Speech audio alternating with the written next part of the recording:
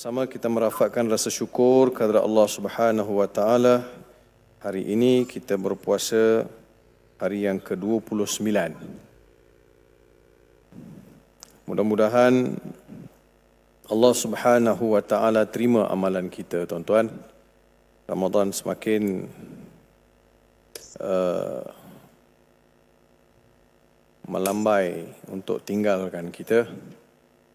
Tapi sehari dua ni orang kecoh. Dia rebut nak raya. Orang lain nak raya, dia pun nak raya. Bila orang lain nak puasa, dia tak ada pula kata dia nak puasa sama-sama.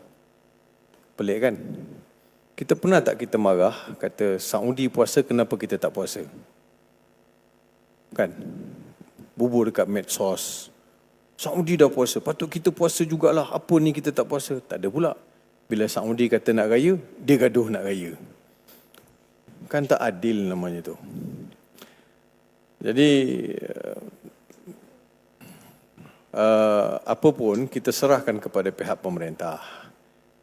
Kita ada Jabatan Mufti, kita ada unit falak, kita ada pakar dalam bidang yang akan mencerap anak bulan hari ini. Hari ini akan cerap anak bulan. 2 hari lepas ada orang telefon saya. Kata, Ustaz, dia ni pengusaha restoran. Telefon, kata, Ustaz, kita raya bila? Saya kata, mana saya tahu? Sama ada Senin ataupun Selasa. Mana satu, Ustaz? Sebab apa? Sebab saya nak masak. Jadi isu yang sama. Jadi saya kata, saya tak tahu. Sebab hari ni baru akan dicerap anak bulan. Kalau nampak anak bulan, besok raya lah. Sumu li ru'yatihi waftiru li ru'yatihi. Itu panduan Nabi SAW. Berpuasalah dengan melihat anak bulan dan berayalah dengan melihat anak bulan. Kalau kita petang ni, para mufti kita pergi mencerap anak bulan bersama dengan JUPEM, Jabatan Ukur dan Pemetaan Malaysia, ke lokasi-lokasi yang telah pun ditetapkan di balai-balai cerap, maka akan dibuat keputusan sama ada nampak ataupun tidak.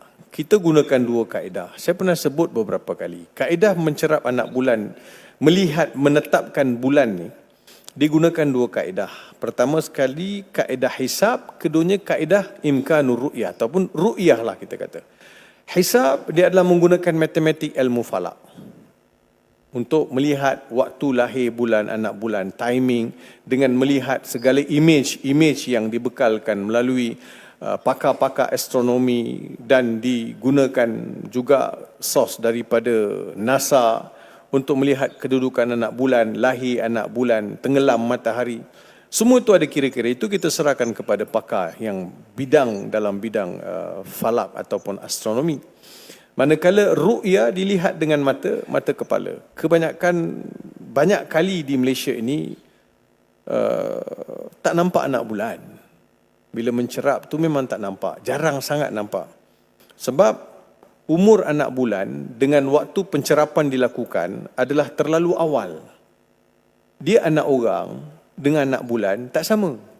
Anak orang keluar nampak. Sebelum keluar pun boleh nampak Haji Ibrahim. Boleh tengok melalui Haji Idris. Boleh nampak melalui apa? Scan. Nampak. Keluar anak orang, nampak. Keluar anak bulan, belum tentu boleh nampak. Waktu matang untuk mencerap anak bulan, mengikut astronomi ataupun menggunakan alat-alat teleskop ni, 6 jam. We need 6 hours if you want to see the moon. 6 jam. Baru boleh nampak. Halus nampak 6 jam. Kalau bawah daripada 6 jam, anak bulan memang tak nampak. So, bila tak nampak, bukan boleh tunggu dekat balai cerap. Maghrib petang ni, bila mufti kita pergi cerap, maghrib, nak masuk maghrib, dia kena lipat-lipat teleskop, kena balik. Tak boleh tunggu sampai pukul 9 malam. Tunggu sikit lagi lah. Tak boleh, sebab dia consider masuk hari lain. So, dia kena balik. Balik, consider besok, puasa, sambung puasa lagi. Kalau nampak 6 bulan, besok akan umumkan raya. Baliklah. Jadi 6 jam. Jadi kalau 2 jam, 4 jam, kita tak nampak. Baik. Matahari timbul kat mana? Sebelah timur. Betul? Kan? Jadi matahari timbul. Kata negara terbit matahari, Jepun. Betul kan? Dia terbit daripada sini. Tenggelam dekat barat. Betul? Bila tenggelam matahari, akan terbitlah anak bulan. Anak bulan terbit kat mana? Sebelah? Halo? Kat mana? Tuan-tuan ni jangan macam tu, nak raya ke tak nak raya ni? Sebelah barat.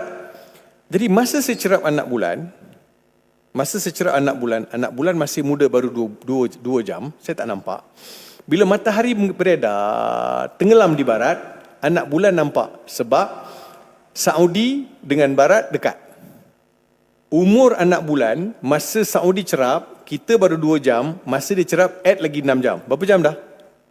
Sudah? 8 jam. Lepas tu dia langit very clear sky, tak ada cloudy. Dia nampak tak? Dia nampak. Dia raya lah. Takkan kita nak alihkan anak bulan terbit belah kita? Agak-agak lah tuan-tuan. Kalau nak komen pun orang kita ni kan.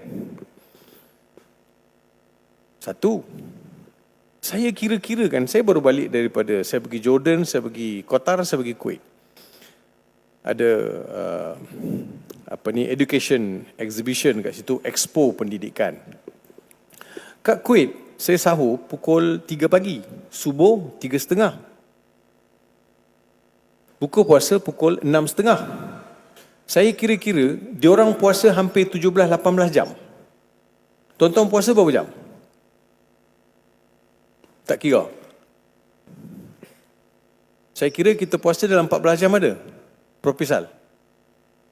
14 jam, 15 jam, 13 jam, 14 jam. 12, 13 jam. 13, 14 jam lah kita puasa. Dia puasa 18 jam. Setiap hari dia puasa 4 jam lebih daripada kita. Betul? 4 kali 3? 12. Dia dah puasa. Kalau ikut time dia puasa pun dia dah banyak puasa daripada kita. Time, daripada masa. So, satu. Yang keduanya, saya fikir-fikir semalam. Yang ni saya fikir. Keduanya, kat sana masuk panas dah sekarang. Musim panas. Sama. 45. Kat Kuwait tu 45. Kawan hari saya balik tu dia kata 2-3 hari akan jadi 50. Dah lah. Dia kena puasa panjang. Cuaca panas. Allah bagi dia ringan sikit lah. 29 hari sudahlah. Dah lah puasa lebih jam daripada kita. Allah Ta'ala Maha Pengasih, tuan-tuan.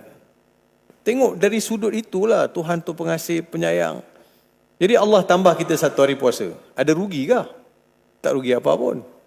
Kita rebut nak balik kampung. So sebab itu tuan-tuan, bila yang mengulas, bercakap ni kadang-kadang saya pun taklah pandai sangat, saya pun tak faham sangat pun ilmu astronomi, tapi itulah yang saya baca, saya faham sedikit sebanyak. Nabi SAW sebut, senang aja. Orang Islam nak raya, lihat anak bulan. Nampak raya. Tak nampak, tak raya. Tuan-tuan jangan compare Malaysia dengan Indonesia. Tuan-tuan compare Malaysia dengan Indonesia. Indonesia dia ada Nahdlatul Ulama, dia ada Muhammadiyah. Nahdlatul Ulama tak raya, Muhammadiyah raya. Betul kan? Tak sama. Jadi negara ini ada undang-undang, negara ini ada pakar-pakar dalam bidang ni. Jadi mereka lah yang akan tetapkan bila nak raya. Jadi sabar je lah tuan-tuan. Jadi kalau kita tambah lagi puasa, hari ni kita puasa, kalau besok kena puasa, puasalah 1 hari lagi. Malam ni kalau besok puasa lagi, malam ni ada lagi tarawih. Ada lagi tarawih. Jangan tempat lain tak tarawih, kita pun tak tarawih. Malam ni ada lagi tarawih. Malam besok saja tak ada tarawih. Kalau Isnin malam tak ada tarawih dah.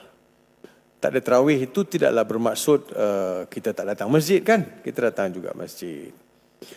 So insya-Allah tuan-tuan dan puan-puan yang saya kasih sekalian, sikit lagi dah penghujung dah. Untuk kita habis bulan Ramadan. Hari ini topik yang diberi bagaimana nak menjinakkan diri dengan Al-Quran ataupun menjinakkan diri melalui pedoman Al-Quran.